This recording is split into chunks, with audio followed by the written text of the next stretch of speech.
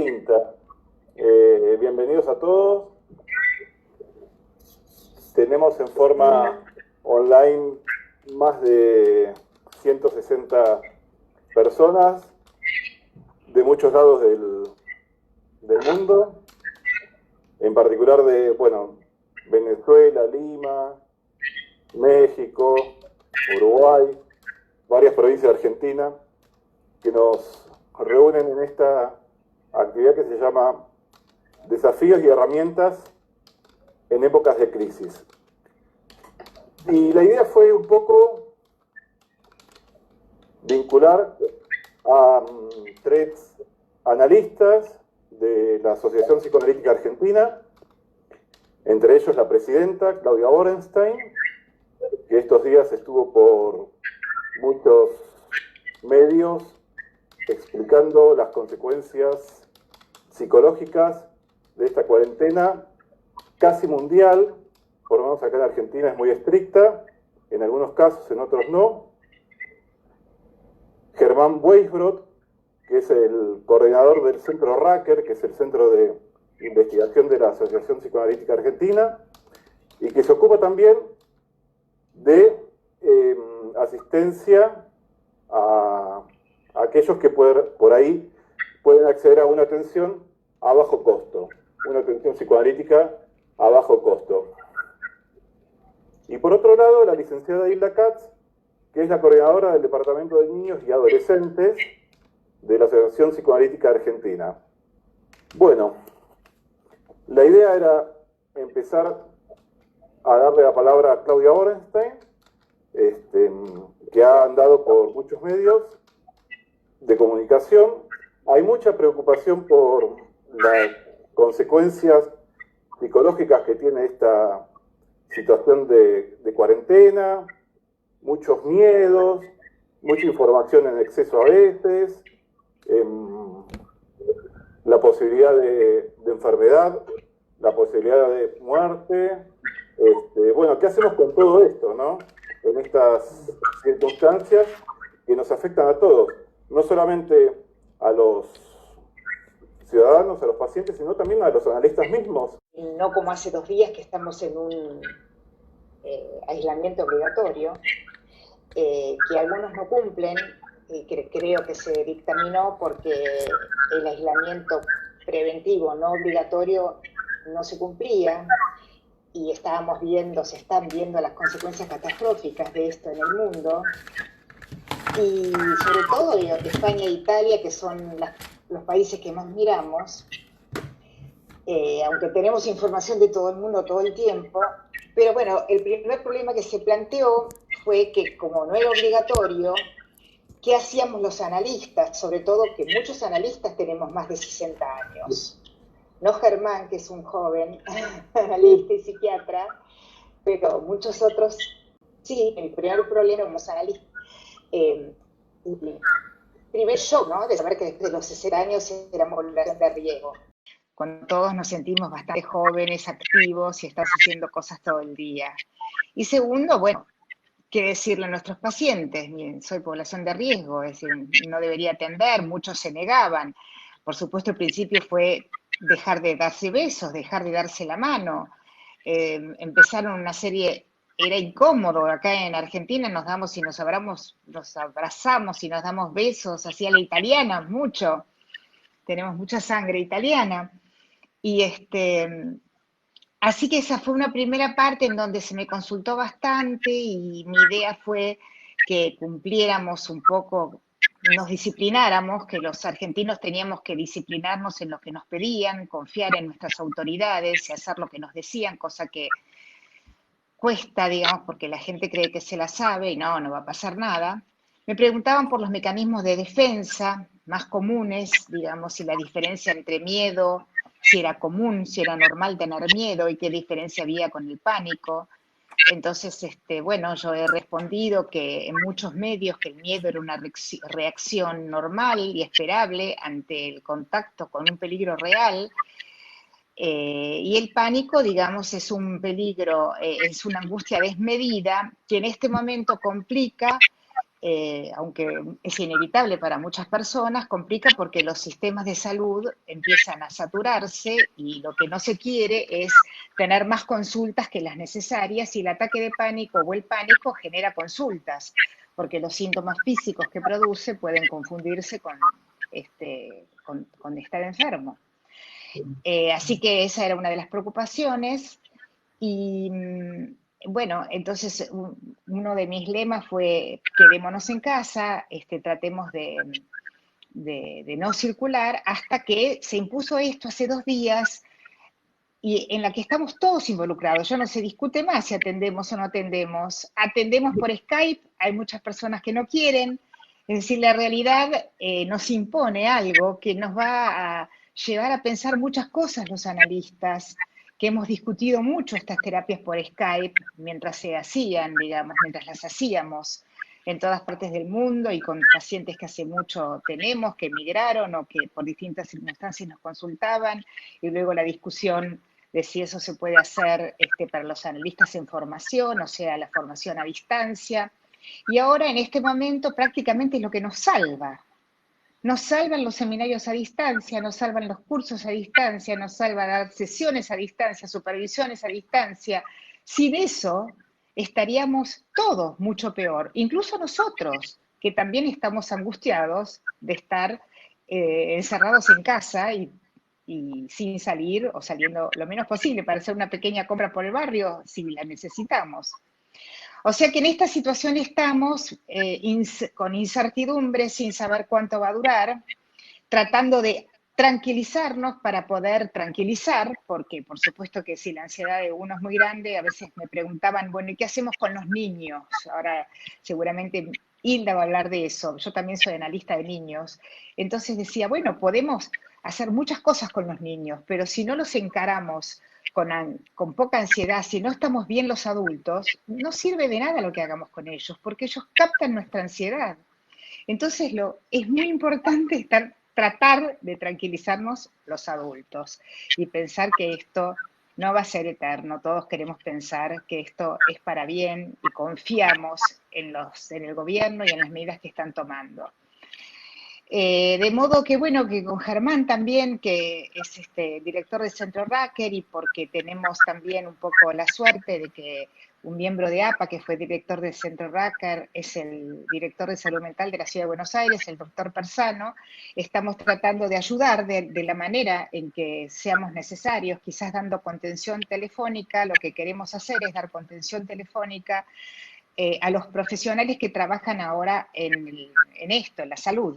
Todo tipo de profesionales y trabajadores que estén conteniendo en los hospitales, en donde hay bastante angustia también, y aparte porque muchos se van a contagiar o se han contagiado, digamos, ¿no? Es decir, muchos de los que se contagian no van a tener problemas serios, la mayoría no.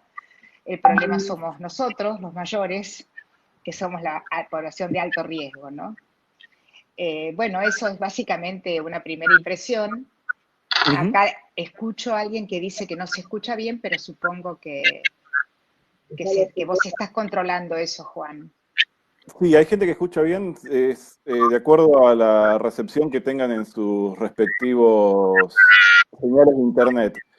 En ese sentido, vos mencionabas a Humberto Persano. Bueno, Humberto Persano iba a estar en esta reunión también, pero nos informó a los 4 que justamente llegaban 1.200 personas al Aeropuerto Internacional de Ezeiza y que lo habían convocado a él y a su equipo, porque él es director de salud mental de la Ciudad de Buenos Aires, para asistir psicológicamente a esta gente, ¿no? A estos argentinos que están viniendo de afuera. La verdad que está habiendo muchísimas preguntas que evidencian la angustia de muchos analistas frente a estos cambios, que después las podemos leer y contestar. Yo quisiera entonces que Hilda Katz cuente cuáles son sus ideas. Bueno, fundamentalmente porque trabaja con niños y adolescentes y hay una gran preocupación también sobre qué hacer con los chicos, qué decirles, ¿no? Exactamente. ¿Me escuchan bien? Sí, yo sí, no sé, el resto. Sí, el tema es escucharnos. Sí, yo creo que como agentes de salud mental, ¿no? Tenemos que tratar de evitar, como decía Claudia, evitar el contagio del pánico también, ¿no? Promueve una estampida de terror y sin nombre. Eso no quiere decir que desconocemos el miedo que todos compartimos ante un enemigo realmente invisible, ante el cual lo único que podemos hacer, y no es poco, es el lavarnos las manos y el aislamiento social. Pero no es poco, pero uno podría decir que estamos atravesando un estado de duelo global que tiene de dolor y tristeza todos los estratos sociales, geográficos, políticos, ¿no? Es decir, no podemos negar que estamos todos atravesando esa situación y donde es muy importante la buena información para aplanar la curva, no solamente de contagio, que ya es mucho del coronavirus, sino también la curva del desaliento. Es esa curva que también la tenemos que tratar de aplanar. La curva del desaliento generalizado que lleva al desborde o a reacciones incontrolables y que puede llegar a lo que algunos hoy en el grupo nuestro de APA decían la infoxia, ¿no? Algo que asfixia.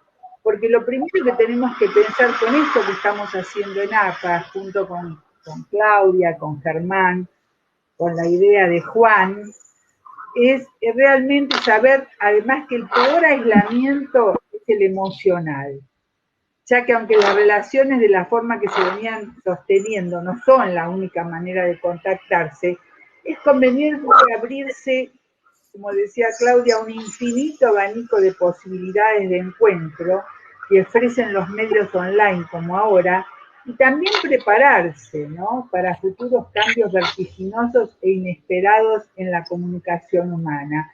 En lo que hace a los niños, me parece importante transmitirles que los chicos seguro que van a estar irritables, más molestos, más tristes, o sea, son lo que Winnicott nos decía, niños normales. Un niño que tiene síntomas en una situación como esta es un niño normal. Y además entender también, digamos, que como padres y como abuelos estamos involucrados en una catarata de... Y esto también los adultos se lo tienen que pedir a sí mismos, porque por ahí no van a tener respuestas, pueden que estén tristes por todo lo que sucede, tanto los adultos como los chicos. Pero lo importante es que los chicos sientan y los adultos les transmitan esta sensación de que están para cuidar, están para cuidar, más cansados, los van a ver pensativos, los van a ver tristes porque es por todo lo que está pasando, pero los niños, los pequeños, tienen que estar tranquilos que estamos para cuidarlos. Esto es importante transmitirlo.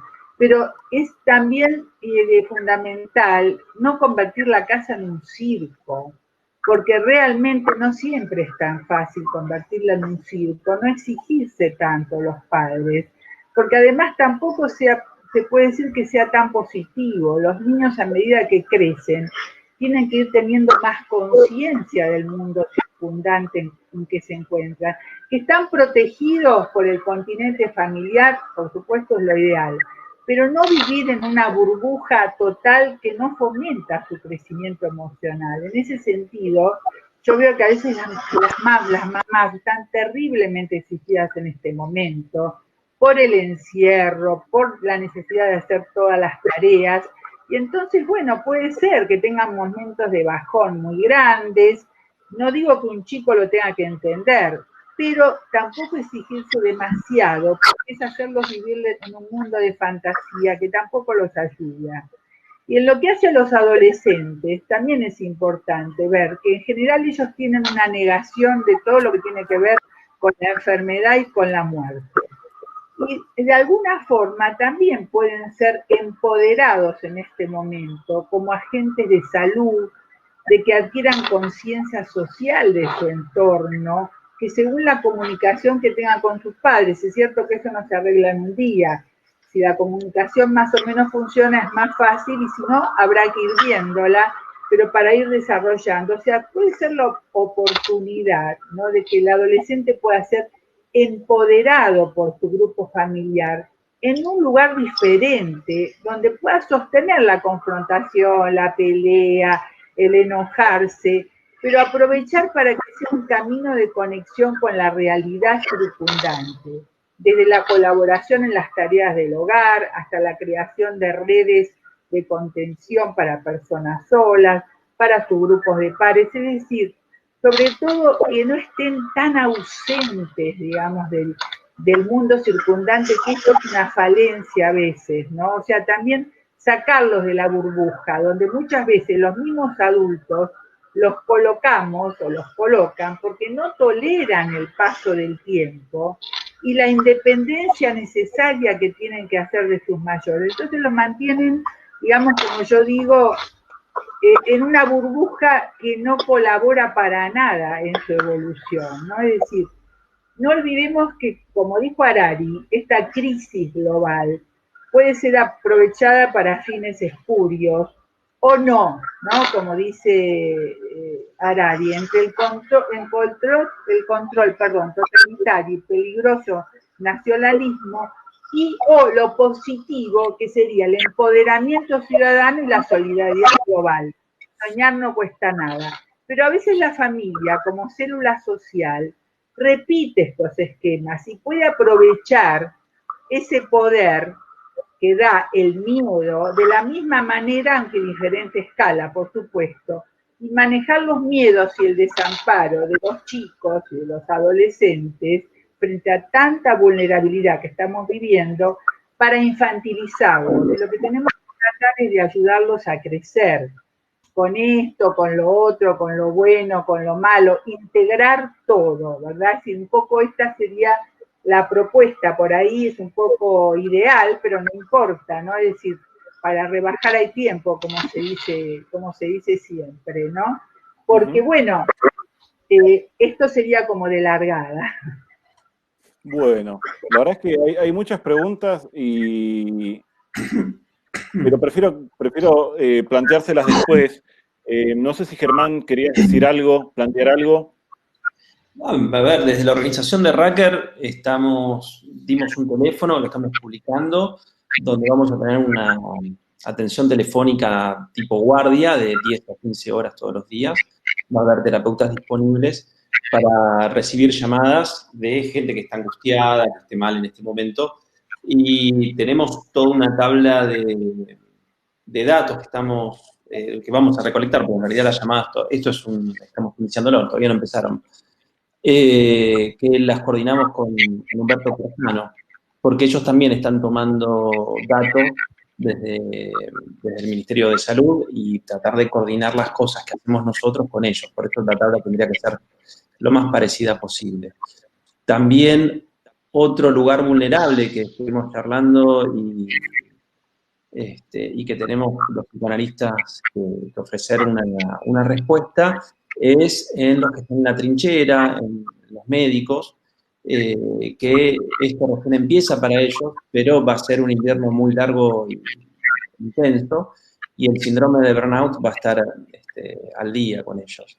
Entonces, bueno, también estamos armando dispositivos grupales virtuales para poder ofrecer a los profesionales en los centros de salud una asistencia grupal. Bueno, estas son las medidas que estamos haciendo en APA para poder colaborar y ayudar con esta situación de emergencia que estamos viviendo. Después, a modo general, a ver, repitiendo un poco quizás lo que ya estuvieron diciendo, sí, es una situación de un estrés constante, y el estrés constante está asociado a depresión, a una vivencia traumática de la situación. Entonces, los que ya tienen alguna vulnerabilidad previa, bueno, van a ser seguro muy sintomáticos en esta temporada. Y en esto tenemos que estar atentos. ya se están viendo algunas cosas, hay informes de la OMS ya sobre depresiones. Y tomaron también la gripe A como ejemplo de lo que pasó en otros países. Así que bueno, tenemos que estar desde el Centro Racker, vamos a estar atentos a lo que vaya apareciendo y sucediendo. Tenemos todo también un grupo de terapeutas que ya están trabajando en el Centro Racker, que los pacientes que llamen y requieran una ayuda sostenida también se les va a ofrecer eso. Eso es todo lo que puedo comunicar por ahora desde nuestra acción. Es increíble cómo las asociaciones psicoanalíticas y otras que no son de la IPA están colaborando con los gobiernos en estos momentos, ¿no? Sí. Bueno, yo les voy a plantear algunas de las preguntas que están llegando, que son muchas, ¿no? Una de ellas es, por ejemplo, cómo apaciguar la angustia ante la incertidumbre personal y social, ¿no? En relación a lo intangible, ¿no? Lo intangible como es un virus que se puede infiltrar de una manera inadvertida, ¿no? Eso es una idea, es una imagen que genera mucha ansiedad, mucho pánico, mucho terror, ¿no? Esa es una pregunta que hace Belén Such. Bueno, ¿qué hacemos para apaciguar esta angustia, no? Porque la gente continúa saliendo a comprar, no puede quedarse encerrada completamente. La verdad es que algún contacto con el exterior continúa teniendo. El tema, Juan, sí. algo que yo estaba remarcando todo el tiempo cuando la gente me hablaba de miedo, de pánico, de hipocondría, ¿no? Es decir, otra cosa que me preguntaban, ¿cuál es la diferencia si hay hipocondría? Digo, bueno, si hay personas que tienen miedos irracionales respecto de tener algo, lo van a aumentar. Si hay personas que se sienten perseguidas por determinadas cosas, van a sentirse más perseguidas, es decir, todo aumenta.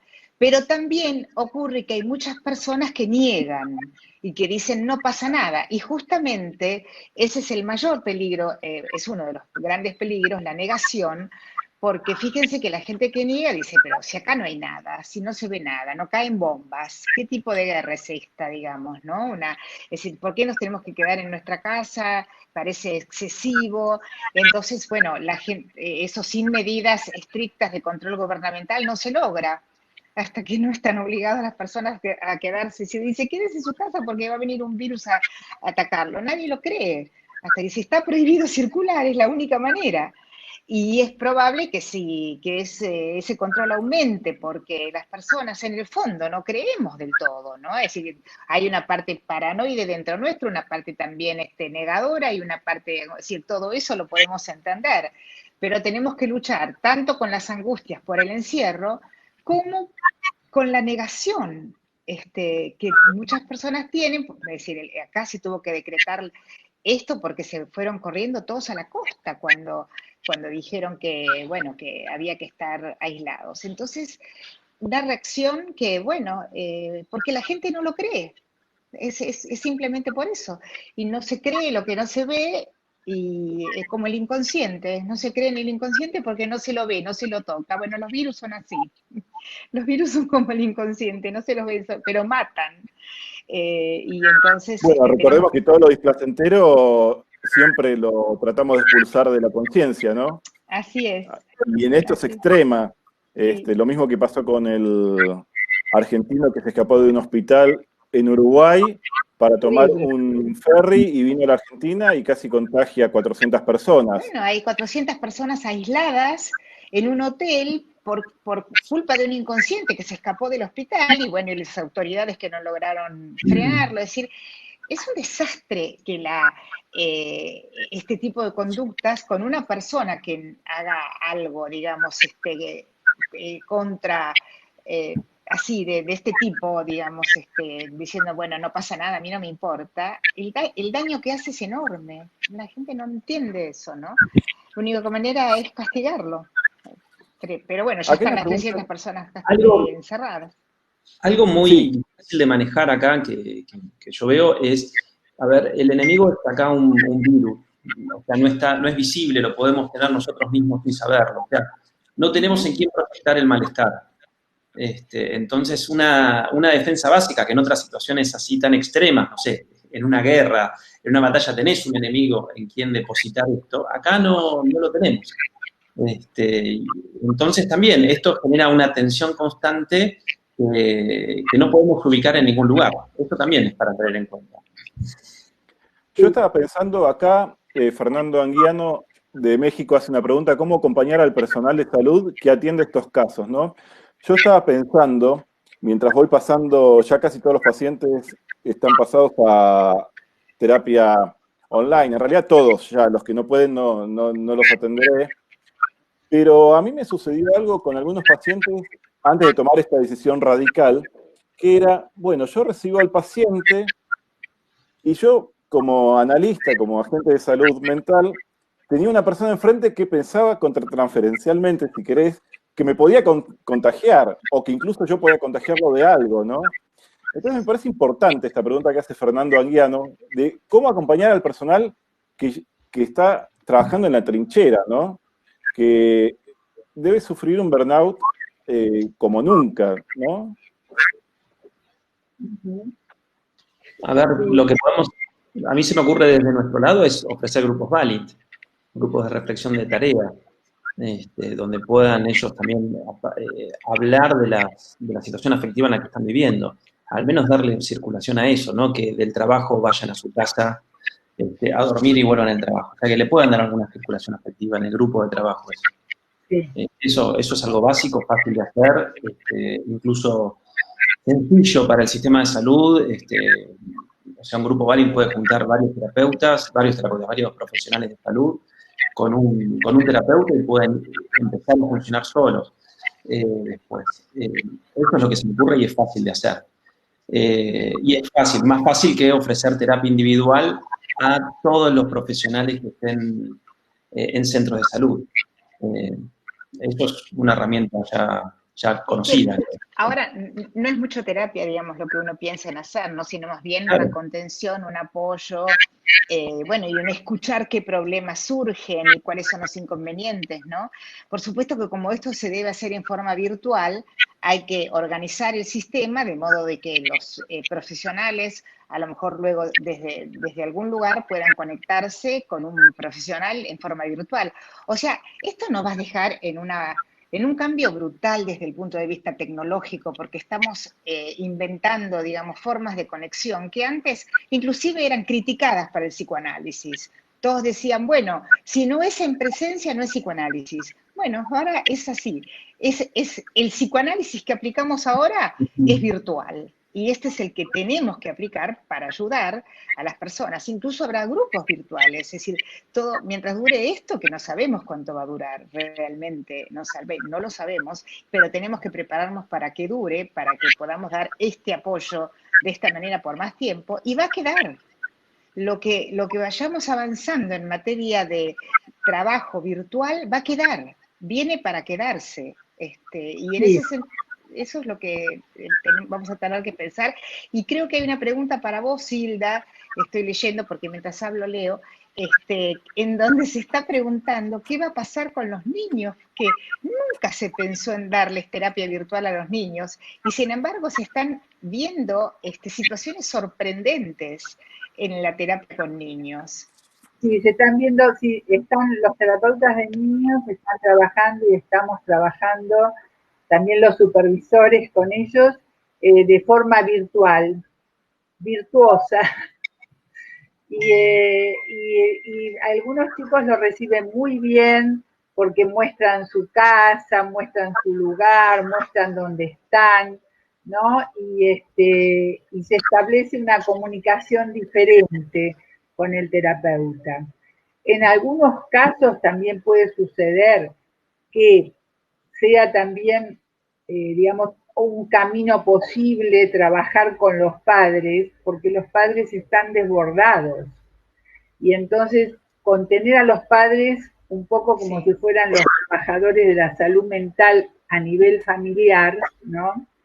Y cuidar al que cuida, ¿no? Sostenerlos para que bajen la exigencia, no se sientan tan exigidos como dije antes, y puedan estar con sus hijos de otra manera. ¿no? Como siempre, vuelvo a remarcar, no como haciendo un circo, sino entendiendo que están todos preocupados y que los van a cuidar mucho, pero que están todos preocupados, que de repente están un poco más tristes o más cansados.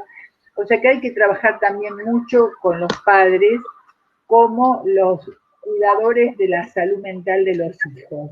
Yo creo que ahí estás respondiendo una pregunta que hace, creo que la hace Lila Gómez de Mendoza, que es si hay que incluir a los niños pequeños vía Skype acompañados por los padres. Yo creo que sí, en estos momentos. Sí, es muy interesante incluirlos con los padres. Aparte, los padres también colaboran con toda la cosa de lo técnico, digamos, para poder comunicarse. Y aparte que los padres en este momento necesitan todo nuestro apoyo, ¿no? Y todo nuestro cuidado. Cuidar al que cuida, en este caso es fundamental. Y sobre todo, cuidarlos del aislamiento, digamos, emocional, que es el peor. Entender que si de pronto están mal es porque es normal estar mal y no aislarse por eso, sino poder comunicarlo entre los padres, entre ellos, con otros adultos, incentivar mucho, digamos, la comunicación virtual, como decía Claudia. Y se está trabajando bien con los chicos, e incluso hemos trabajado en el equipo, que han traído terapeutas del equipo, haber trabajado con toda una familia de esta forma, pero mucho antes de esto, ¿no? Una familia del extranjero, trabajar de esta forma. Una de nuestras colegas, es decir, trabajaba con todo el grupo familiar y fue muy interesante. O sea, es cierto que existe un esfuerzo muy grande también de nosotros y de los otros, porque hay algo que se drena, digamos, en el contacto, en la presencia, que es la angustia, que se drena de otra manera, ¿no? Es decir, como que de esta forma, sin contacto y con esa distancia física, que aparte la trae los medios que usamos online, de alguna forma nos exige elaborar la angustia de otra manera, ¿no? Es decir, esto también es importante marcarlo porque al principio se pueden sentir los terapeutas más cansados o más agotados. Obviamente, nosotros somos parte también de este problema, digamos, es decir, nosotros podemos tener desánimo, por eso necesitamos mucho apoyo entre nosotros, podemos tener desánimo, es decir, estamos en el segundo día de cuarentena, podemos tener depresión, podemos tener decaimiento, es decir, es muy importante las redes de profesionales, así es decir, la comunicación que podemos establecer entre nosotros para apoyarnos, porque nosotros somos los que tenemos que cuidar a otros, o sea que tenemos que cuidarnos a nosotros mismos y entre nosotros. Gracias, por suerte nos toca esto, a lo mejor no sé qué hubiera pasado si no hubiera sido la época tan globalizada, cómo hubiera sido un virus, pero hubo pandemias tremendas, ¿no? Con millones de muertos, pero tenemos esta forma de comunicar que podemos saturarla también, pero bueno, en fin, mientras podamos la usamos, en donde la ayuda que nos podemos dar entre nosotros es fundamental, compartir experiencias, contarnos lo que nos pasa incluso, ¿no? Estamos metidos en el problema. Exactamente. Yo estoy viendo varios analistas que están contando que están atendiendo niños de 4 años, 11 años, y les está yendo muy bien, incluso incluyendo a los padres. Pero como hay gente como esta es una actividad abierta y hay gente que no es psicoanalista, sino que es gente que busca alguna respuesta a los profesionales de la salud mental y psicoanalistas, hay gente que está preguntando, por ejemplo, qué hacer con los hijos en el caso de padres separados, ¿no? Que es algo que hoy sale en los medios como una regulación pendiente, ¿no? Se queda con el papá, se queda con la mamá. Regulación, ¿eh? Acaba de salir una regulación. Sí, que queda en la casa donde mayormente están y el otro progenitor, en realidad solamente pueden ir a la casa del otro progenitor en caso de que ese progenitor esté con enfermedad. Dieron 3 salvedades, pero la principal es esa. O sea que por ahora, por ejemplo, los padres separados quedan en casa suponete, de la mamá, el padre no los puede ver hasta que termine la cuarentena. Bueno, es así. Eso puso. Es un día a día, lo que pasa es que toda esta incertidumbre que tenemos es porque es un día a día lo que va sucediendo y tenemos que ir transformando el enfoque, transformando los encuadres, es decir, es una exigencia muy, muy interesante, pero también no tiene nada que ver a la forma de proceder anterior. O sea que ahí también hay un cambio, ¿no? Un cambio que como pacientita a mí me decía, bueno, Hilda, hay que cambiar, porque si no, dice, te pasa lo que le pasó a los dinosaurios. O sea que el cambio es inminente y hay cosas que pueden ser muy creativas en los cambios, ¿no? Es decir, lamentablemente a partir de esto, bueno, es muy doloroso, como dije antes, es una situación de duelo global, con las consecuencias de un duelo, la depresión. Hilda, perdón, me hiciste dar cuenta. A ver, en esta realidad estamos siendo avasallados por el día a día, por las cosas que van cambiándonos las rutinas como profesionales, como seres vivos acá en la Tierra. Entonces, algo fundamental para nosotros, para tratar de ir haciendo, es tratar de generar alguna rutina en casa. Estamos bastante arrasados de nuestra rutina cotidiana, ya no vamos al consultorio, no vamos a nuestros lugares de trabajo, tenemos que convivir todo el día con nuestros hijos, o justamente los separados que no están con sus hijos, sin los hijos, quizás 15 días, es armarse rutinas para volver a lograr un encuadre o volver a lograr algo que nos guíe un poquito, ¿no? En el día a día, para no caer en una situación totalmente desarmada. Eso nos protege un poco a todos también. Eso es un consejo que le doy a todos, que dijiste que hay muchos que no son analistas. En ese sentido, Germán, perdón, hay algo que se hace con los teletrabajadores, que se les recomienda que a la mañana desayunen, se bañen, bueno, hagan las actividades de la mañana y después cuando van a la hora de trabajar, se cambien en sus propias casas y se pongan la ropa de fajina, la ropa de trabajo, ¿no? Incluso que se pongan los zapatos y cuando termina la hora de trabajar, se cambian de ropa. Y entonces se logra dividir el día cotidiano en distintos momentos, lo cual es importantísimo. Totalmente. Por lo que pasa es que en ese sentido los mecanismos, como decía hoy, ¿no? Los mecanismos obsesivos ayudan mucho en las situaciones de duelo, ¿no? Es decir, organizarse, hacer rutinas, todo eso ayuda mucho en el tema de la elaboración, que las cosas ya no son como antes, por ahí por mucho tiempo no van a ser como antes, y a lo mejor nunca, no sabemos, a lo mejor cambian. Hilda, no digas eso. Es decir, va a cambiar mucho nuestra vida, pero la verdad es que es un momento muy difícil. Es decir, estábamos acostumbrados a levantarnos y salir, y ahora tenemos que levantarnos y quedarnos. Entonces, y quedarnos con nuestros hijos, los que tienen hijos y los que tienen padres grandes, tienen que tener autorizaciones para ir a verlos. Es decir, hay un montón de situaciones, digamos, que tienen que ir como contemplándose. Hay algunas preguntas acá sobre eso, por ejemplo, los pacientes con discapacidad que no pueden valerse por sí mismos con la tecnología. Supongo que esos pacientes con discapacidad también no viven solos. Hubo una pregunta entonces, sobre eso. Hay una pregunta. Hubo una pregunta sobre eso, sí. ¿Cómo hacer con los pacientes que no pueden acceder a facilitadores tecnológicos, no? Claro, yo entiendo que esos pacientes, no sé, están acompañados y esas personas que los acompañan los pueden ayudar de alguna manera a conectarse con la terapia que están haciendo, ¿no? Sí, porque lo importante en todo esto, digamos, es mantener el contacto. Estamos aislados físicamente, pero tenemos la gran suerte de poder estar en contacto. Obviamente, el desastre, digamos, económico que va a ocurrir es impredecible y que está ocurriendo. Pero lo que a mí me impresiona mucho en el mundo en general ahora, y no sé, es que se esté privilegiando que la gente no muera. Es decir, en otro momento de la historia quizás hubieran dicho, bueno, que mueran los que tienen que morir, pero la actividad económica no puede parar. De hecho, en algunos países se pensó en eso y se hizo, les está saliendo bastante mal.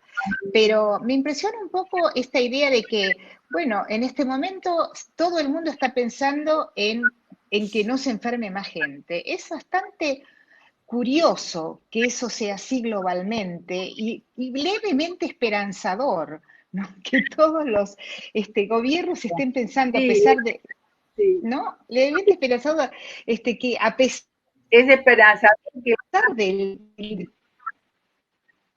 que se esté pensando en la gente, es decir, que no se enferme. Entonces, obviamente que hay gente que trabaja menos, vamos a ver las ayudas que va a haber que dar, por eso estamos ofreciendo muchas cosas gratuitamente, pero todos nos veremos resentidos económicamente ante esta catástrofe. Pero primero estamos tratando de no morirnos, es decir, que el miedo a la muerte se ha hecho muy presente. Es decir, está en primer plano. Si, siempre pensamos en la muerte de una manera u otra, pero hay gente que lo niega también, ¿no? Pero ahora no podemos dejar de pensar en eso. Por supuesto, la gente que niega dice, no, no va a pasar nada. Y sí, es decir, no te va a pasar nada a vos a lo mejor, que sos joven, pero estás desparramando el virus a 300 personas, no sé qué le va a pasar a ese señor, pero a una de las 300 personas que estaban en ese barco pueden haber tenido un problema más serio a causa de esa persona. Y se está privilegiando cuidar a la gente en el mundo, algo que verdaderamente es impactante. Quizás la humanidad tenga algo de más humano en este momento. Sí. Es increíble, siguen surgiendo muchas preguntas y muchas intervenciones, pero acá hay dos preguntas que quería plantearles, porque me parece que están conectadas, ¿no? Una de Felisa, que dice, quisiera que se haga una diferencia entre la distancia social y la distancia física, ¿no? Porque nosotros ahora estamos en sociedad. Me parece que esta disquisición también tiene que ver con otra pregunta que nos pone a muchos en el desafío de cómo mantener la continuidad terapéutica de nuestros pacientes, ¿no? Cómo llevarlos de la presencia física a una presencia emocional a la distancia, ¿no? ¿Qué decirles a los pacientes para lograr que sigan en terapia y que no actúen, en algunos casos, resistencias, ¿no? Mucha gente no quiere, y insólitamente, digamos, algunas razones son valederas. Por ejemplo, las razones que se daban científicamente, digamos, por así decirlo, para no hacer terapia por Skype, era la confidencialidad. Entonces se decía, bueno, la confidencialidad, si uno hace terapia por medios virtuales, no está garantizada. Y yo tengo un paciente justamente que me dijo, mire, doctora, perdóneme, pero desconfío de la confidencialidad que puede haber en terapias virtuales, prefiero esperar. Y la verdad es que esto es algo que antes se barajaba como algo negativo y ahora, bueno, mucha gente no piensa en eso, pero otros sí. Por ese claro, motivo, además, no quieren este tipo de contacto. sí. Y bueno, Florencia, no todos pueden aceptar el cambio, ¿no? Porque en realidad lo que nos toca a los terapeutas, siguiendo con lo que decía Claudia, es lo que andan diciendo ahí una frase de Winnicott, ¿no? Poder transformar en terreno de juego el peor de los desiertos. Y en este momento nos encontramos un poco así, ¿no? Como que de pronto es como un desierto, las calles están desiertas y nosotros a través de este tipo de encuadre virtual con los pacientes transformamos en terreno de juego terapéutico, de intercambio, el peor de los desiertos.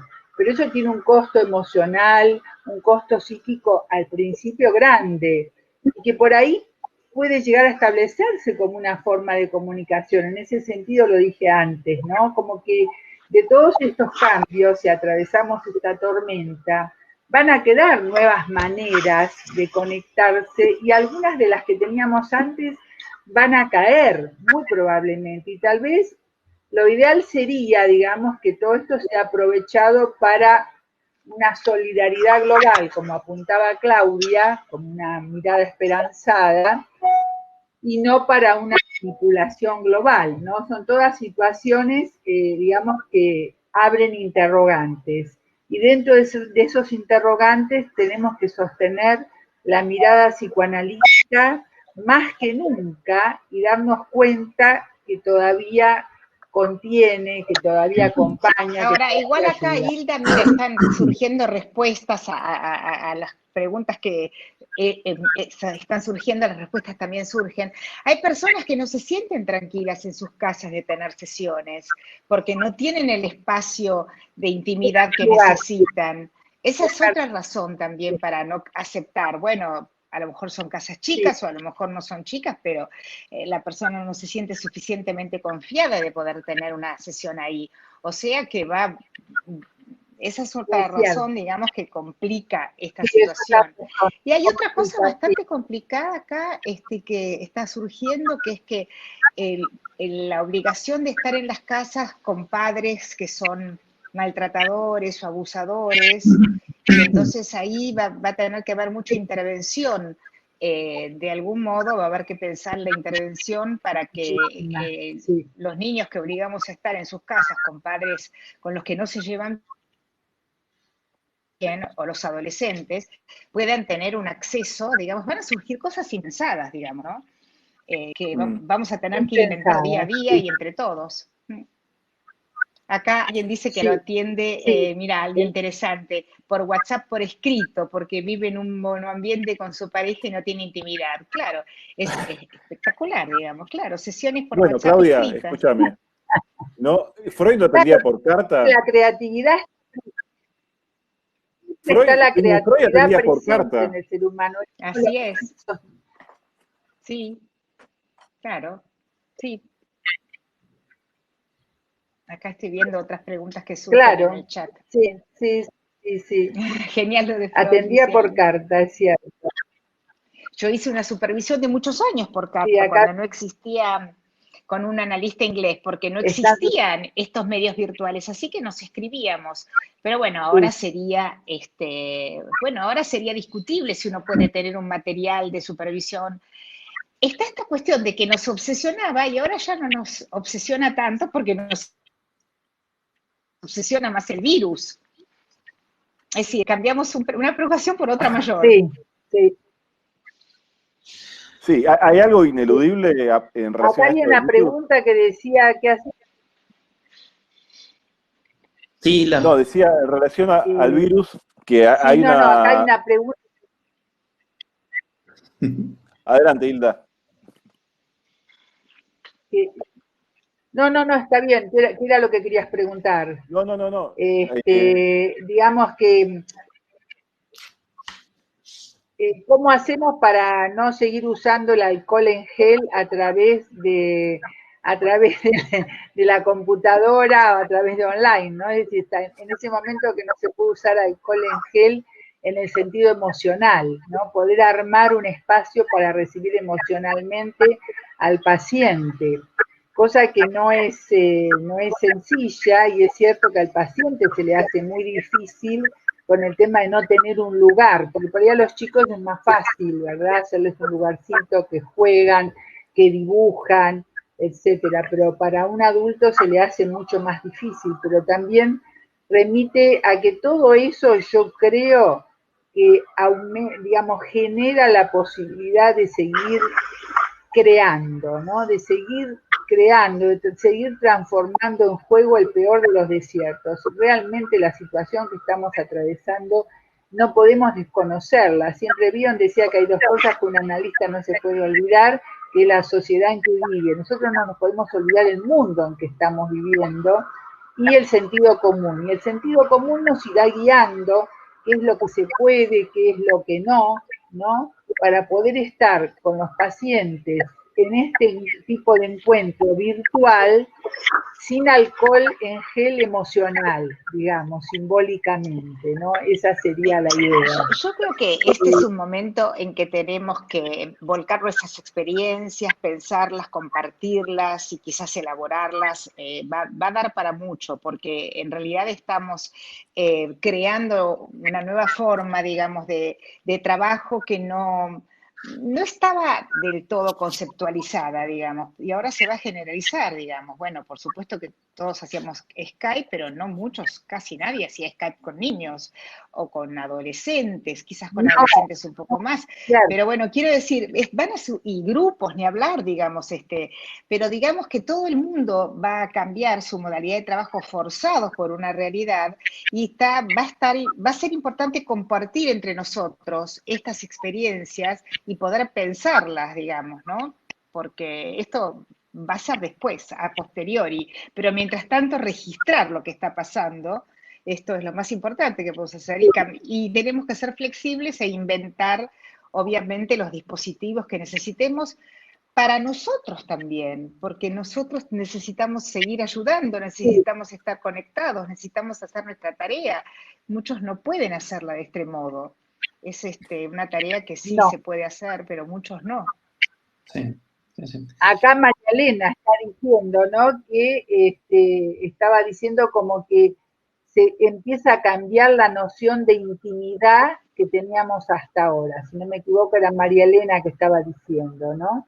Es decir, cómo armar un espacio de intimidad desde otro lugar, desde otra perspectiva, ¿no? Es decir, cómo tratar de que, bueno, esta situación catastrófica se transforme en un cambio catastrófico en el sentido de la evolución, del crecimiento, es medio difícil y va quedando mucho en el camino, pero estamos tratando de sostenerlo realmente, ¿no? Es decir, es como sostener una antorcha, ¿no? Pero es muy interesante todo lo que la gente está aportando, ¿no? Aportando y preguntando. Es muy Exactamente. Yo interesante. Sí, nos ayuda mucho a todos, nos ayudamos entre todos. ahí quería plantear algo, me quedé con algo que está surgiendo ahora, que es el tema de los padres separados, y esto por ahí a algunos padres lo va a ayudar a acercarse a sus hijos. Hoy hay muchos dispositivos, muchos juegos online que permiten jugar en forma paralela y además hay otras cuestiones. El padre puede conectarse por Skype con los chicos, contarle cuentos o tener un contacto que por ahí antes no tenía, ¿no? Acá, en esta experiencia que estamos teniendo, que es muy novedosa, porque a diferencia de ir a un canal de televisión, con este dispositivo de Click Meeting lo que estamos posibilitando es que las 200 personas que están, porque se ha colmado la capacidad de Click Meeting que tiene contratada APA, están haciendo preguntas, pero además están en contacto directo con todos nosotros, ¿no? Quería plantear acá dos cositas, que son dos preguntas. Una pregunta que hace un ex gerente general de una empresa es si podemos hacer reuniones entre nosotros y hacer algo concreto y de difusión masiva por canales de TV. Bueno, eso hay que ver las posibilidades que hay. Hay muchos analistas que están yendo a la televisión. No sé si se puede lograr este tipo de contacto más directo. Pero acá hay una pregunta que trae Ruth Diakovsky, que sí me parece importante. Algo de esto había afirmado un analista de Estados Unidos, más enfáticamente, pero Ruth lo trae de otra manera. Ella dice, igual también hay que tener en cuenta que algunos pacientes, por su estructura psíquica, necesitan la presencia del analista, y aunque vivan solos, necesitan la presencia en cuerpo y alma de su analista. También es un problema ético no atenderlos. Por supuesto, ¿Qué por hacemos supuesto. acá?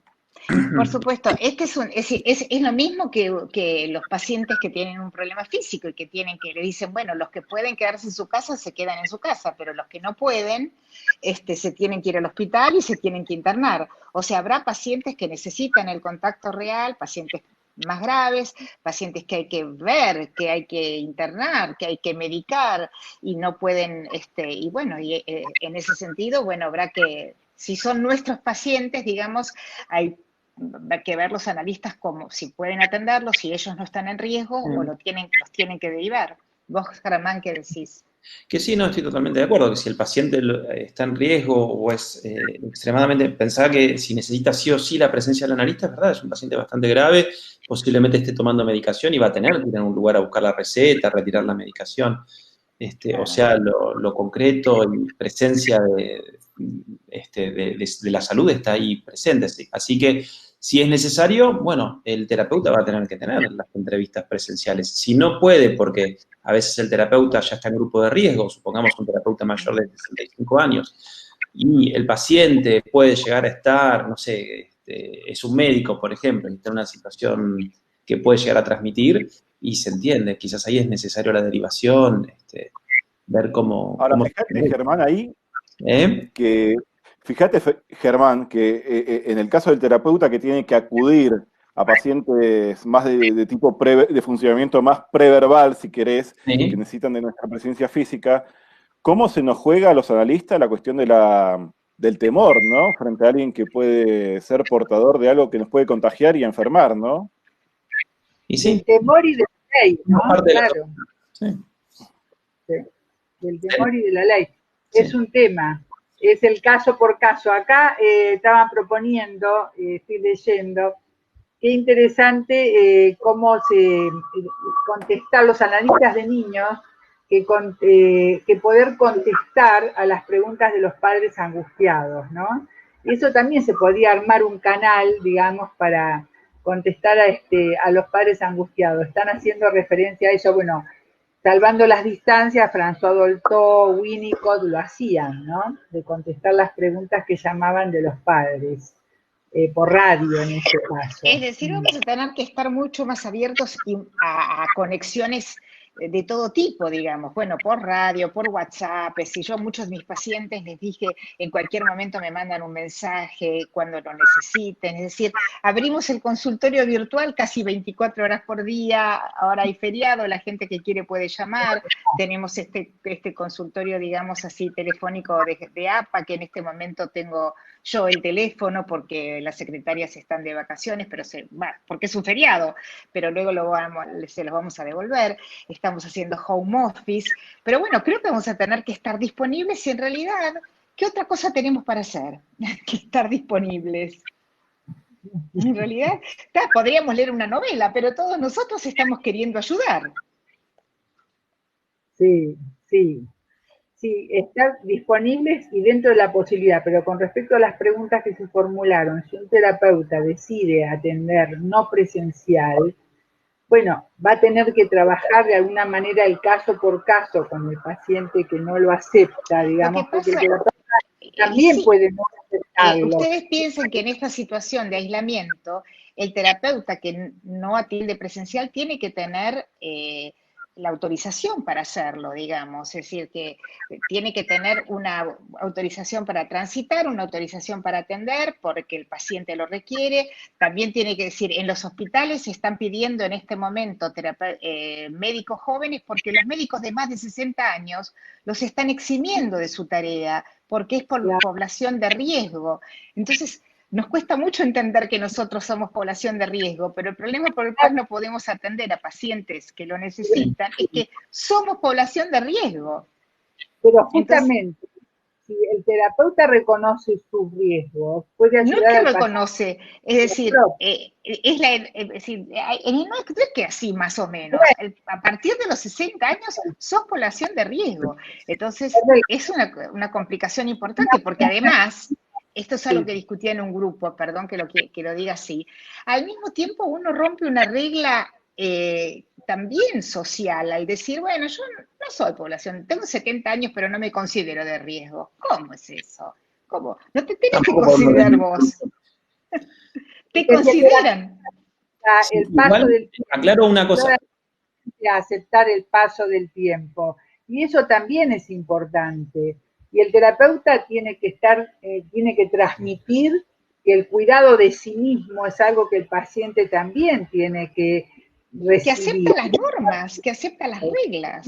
Es decir, los límites del tiempo y de la vida. Claro. Eso también. A ver, los terapeutas, psicólogos, médicos que requieran en algún momento ir al consultorio, con su matrícula lo pueden hacer tranquilamente, ¿no? Con eso se alcanza. No tenés que, sos un profesional de salud, la mostrás y está bien, o sea, somos parte de la gente que estamos eximidos en eso.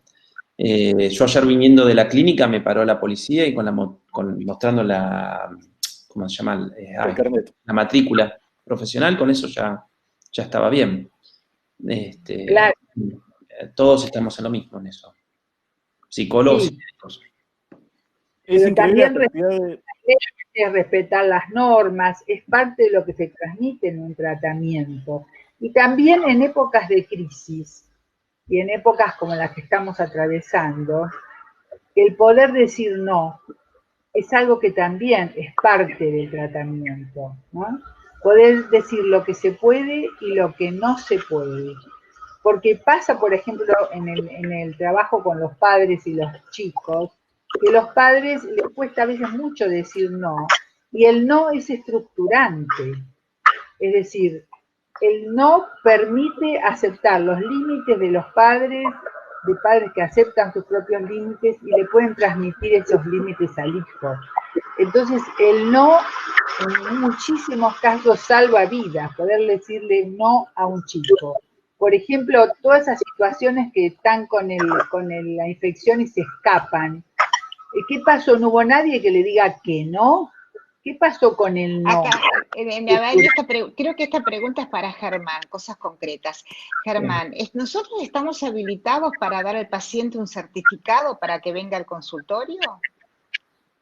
Podés hacer un certificado diciendo que lo vas a atender, que lo vas a asistir y explicar por qué lo vas a asistir, sí. Después, acá en Argentina. A ver, eso yo lo he hecho y he justificado, por ejemplo, familias que traigan o lleven a un paciente con eso. Y yo lo he hecho desde el consultorio, sí. Miren, hay un montón de preguntas que están surgiendo que, primero, ¿qué hacer con los pacientes de riesgo suicida? ¿Qué hacer con la gente de mayor edad? Que me parece que hay el tema de la gente de mayor edad que se vea mayor riesgo, me parece que comparte con el resto de la población más joven un sentimiento de posibilidad de muerte que antes no existía, ¿no? La gente viviendo en la inmediatez, pensando que el tiempo era infinito, de pronto se ve a una posibilidad de enfermedad y muerte que antes no tenía, ¿no? Y que le obliga a tomar previsiones hacia el futuro y en relación a esta pandemia. Hay un punto ahí que están preguntando, que me parece interesante, que por ahí se puede desarrollar un poco, es, bueno, es verdad que debemos estar abiertos a los cambios, ser creativos, pero ¿qué debe permanecer? ¿Qué del psicoanálisis debe permanecer? ¿Qué es lo que el psicoanálisis no puede ceder en estos momentos? Bueno, es muy buena pregunta, digamos, y es una pregunta, digamos, que viene, ahora se hace acuciante esa pregunta, porque circulaba, digamos, ante, bueno, cambios de técnica, ¿cómo sabemos que esto que está sucediendo es psicoanálisis? En principio, digamos, los que practicamos el psicoanálisis creemos en las motivaciones inconscientes. Y entonces, esto respecto de lo que motiva lo que hacemos. Es decir, pensamos que mucho de lo que ocurre, digamos, tiene que ver con motivaciones inconscientes. Pero ante realidades que nos competen, digamos, tanto a pacientes como a analistas, no conectarse con la realidad, digamos, es un problema también, es una motivación inconsciente, digamos, no conectarse con la realidad. Y respecto de la técnica, bueno, hablaron también por ahí en el chat del encuadre interno. Se habló mucho del encuadre interno, ¿no? Y habría ahora que especificar, digamos, y desarrollar más qué significa. Todos creemos que lo tenemos y posiblemente lo tengamos, pero habría que ser más específicos con qué significa el encuadre interno, porque ahora el encuadre es distinto, digamos. No sé si es interno, digamos, pero es distinto. Creo que los que dicen encuadre interno están hablando de una forma de pensar, de cómo procesar la información o lo que nos va diciendo el paciente. Pero es verdad que en este momento donde la realidad es tan fuerte, hay que mantener también un pie en la realidad y no buscar en todo, por ejemplo, no sé, un paciente que no viene, leer en eso solamente una resistencia, aunque la resistencia esté también. Justamente el paciente que no viene no tiene una resistencia, está el que viene tiene quizás una resistencia, porque en este momento hay otro tipo, y la realidad es no salga de su casa. Entonces, si sale de su casa, ahí tiene una motivación inconsciente para salir de su casa, no creer, omnipotencia, negación, etcétera, ¿no? Es decir, que también la realidad nunca la dejamos los analistas afuera cuando hablamos de lo inconsciente. Exactamente. A mí me ha resultado más exitoso asumir yo y superar mi resistencia a una realidad que se impone para decirle al paciente, mira, no podés venir porque hay peligro de contagio, yo te tengo que cuidar y vos me tenés que cuidar a mí. Y a partir de ahí, los pacientes que eran más resistentes a hacer terapia por Skype empezaron a acceder a hacer terapia online, ¿no? Pero me parece que los analistas también tenemos que asumir la realidad. Claro, acá hay otra pregunta interesante, por supuesto. Si los analistas no asumimos la realidad, no sé, qué complicado sería, ¿no? Pero puede ocurrir también. Por ejemplo, no, a mí no me va a pasar nada. Tengo más de 60, tengo bastante más de 60, pero no, soy joven y soy fuerte. Pero algo que estaban diciendo recién en el chat es justo había una pregunta que va tan rápido que quería mencionarlo, ¿no? Bueno, justo era algo de lo que estaban diciendo. ¿Sobre el encuadre? Tenía que ver con el encuadre. Sí, con la psicoterapia psicoanalítica. Alguien dice, no estaríamos haciendo psicoanálisis, sino psicoterapia psicoanalítica. Y yo creo que sí, que todo es psicoterapia psicoanalítica. Es decir, es un debate que llevó años y que no sé si fue muy fructífero, más bien pienso que no, porque en todo caso, digamos, entonces la psicoterapia, el psicoanálisis con niños es psicoterapia o psicoanálisis, con familia, psicoterapia, psicoanálisis, multifamilia. Es decir, creo que esa discusión no tiene más sentido. Todo es psicoterapia psicoanalítica. Absolutamente todo. Y incluso habría que pensar un poco qué pasaría con los análisis de formación, que va a ser un punto duro, porque hasta ahora, digamos, los analistas no han aceptado o han discutido mucho que la formación a distancia sea buena para la formación, y creo que ahora se va a demostrar a lo mejor que sigue siendo buena o que es buena y que es necesaria, porque no vamos a decirle a todos los supervisandos y a todos los analizandos, bueno, hay pandemia, suspendemos la formación. Como la formación va a continuar, y va a continuar seguramente únicamente por medios virtuales, entonces vamos a tener que hablar sobre esto. Sí. Y coincido con lo que decís respecto de la psicoterapia psicoanalítica, porque como decía Lebovici, lo más importante es sostener la mirada psicoanalítica, y después se hace todo lo que se puede de acuerdo a la situación y de acuerdo a ese encuadre que va cambiando, ¿no? Por ahí, porque también pasan muy rápido todas las preguntas y hablan de ese encuadre que va variando, que va cambiando creativamente, pero que si la mirada psicoanalítica se sostiene, estamos trabajando como psicoanalistas. Esas preguntas ya en este momento pierden su fuerza, como dijo Claudia, ¿no? Y a veces no tienen tanto sentido. Estamos aparte. Perdón. Acá hay algo que dice Xochitl de México, que me parece muy, que da como en el clavo. Una paciente me comentó al pasar a las sesiones en línea lo siguiente. Una paciente le comenta a Xochitl, hasta que tú me dijiste que teníamos que pasar a esta modalidad, es entonces que me di cuenta que esto del virus era real y peligroso. Gracias por seguirme cuidando. Y sí. Claro. Acá dice de Beatriz Estrugo, no tiene sentido la discusión si es psicoterapia psicoanalítica o no. Es uno el que está en posición psicoanalítica o psicoterapéutica, es dependiente del analista y del paciente. Y es así, depende del posicionamiento que se da en ese momento. Bueno, para eso yo creo que habría mucho para discutir y que podríamos tomar nota de muchas de las cosas que se dijeron, porque bueno, hace 1:10, no sé si la gente quiere ir a cenar, quiere ir a brindar con su familia por Skype, hacer reuniones, hacer reuniones como estas, desde cada uno desde su casa. Creo que está surgiendo eso. Ayer me decía, me encontré un paciente con un grupo de amigos por Skype, y estuvimos tomando una cerveza juntos. Y ahora las familias están haciendo esto también, ¿no? Es decir, reunirse a determinada hora, cada uno pone la mesa. Obviamente los abuelos que tenemos nietos afuera ya lo hacíamos, es decir, estar un buen rato con ellos, comiendo, charlando y paseando por la casa. Es decir, es una modalidad que existía y que se está expandiendo, digamos, en situaciones que antes no lo necesitábamos, ¿no? Pero bueno. Yo veo mucha gente que está diciendo gracias por el espacio, y creo que también esto ofrece a nosotros un lugar para para charlar y reflexionar y escucharnos un poco sobre los cambios. O sea, también nos sirve a nosotros terapéuticamente para ver cómo trabajamos y qué hacemos. Quizás esto sea algo, Juan, que se pueda repetir, no como casi como una terapia grupal gigante, no lo sé, pero algo para Bueno, trabajar. lo de hoy, Germán, fue un experimento. Yo le planteé a Claudia que esto de hoy iba a ser un experimento para ver cómo funcionaba. La verdad es que vamos a hacer, la idea es, si la institución psicoanalítica APA acepta, Sí, la verdad acepta.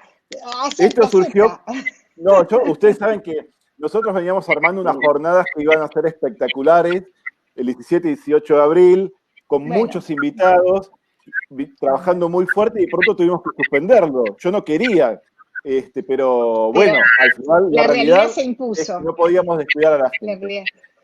Bueno, Pero despidámonos con la promesa de volver, Juan. Hay muchas por facetas, supuesto que no, tenés quería el decir aval. esto. No, hay muchas partes, hay muchas actividades que podemos hacer en relación a esto que tiene que ver con lo específico de la familia, lo específico de adultos mayores, lo específico de pacientes en riesgo real de suicidio.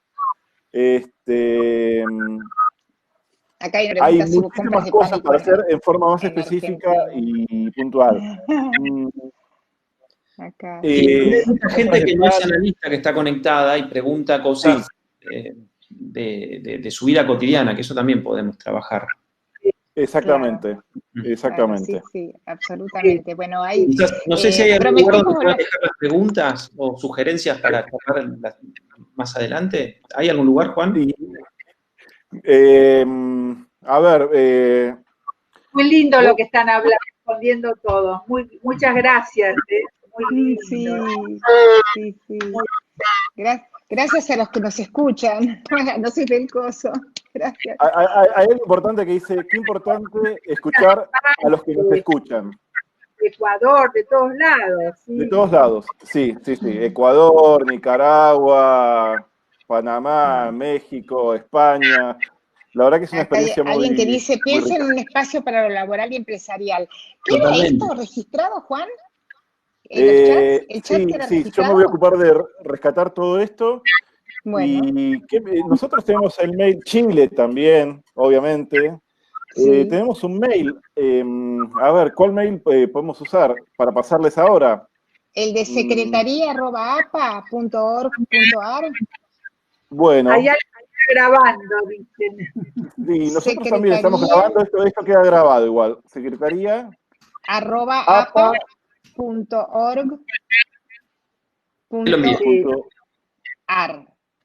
.org.ar, sí. .ar. Ahí está. Perfecto. Uruguay también. Bueno, contento por este contacto y gracias Claudia, gracias Hilda y bueno, Germán, gracias por animarte a esta experiencia y bueno, nos vemos la próxima. La semana que viene pronto. Seguramente repitamos. Y quiero decir muchas gracias a todos los que estuvieron participando, escuchando, porque la verdad están muy activos en el chat y eso la verdad que enriquece mucho y sabemos que están escuchando y que van necesitando, así que eso nos viene muy bien a nosotros. Sí. Nos apoyamos entre todos y muchas gracias por la idea a Claudia y a Juan que armaron este encuentro que me parece muy necesario en estos tiempos. Que los pacientes sepan que estamos en red y que tenemos una red de contención. Sí. Y los terapeutas también. Adiós, gracias, hasta pronto. Chao, hasta luego. Hasta pronto. Chao. Chao. Va a costar cerrar esto, pero bueno, hay que cerrarlo. Ahora voy a mirar cómo se cierra.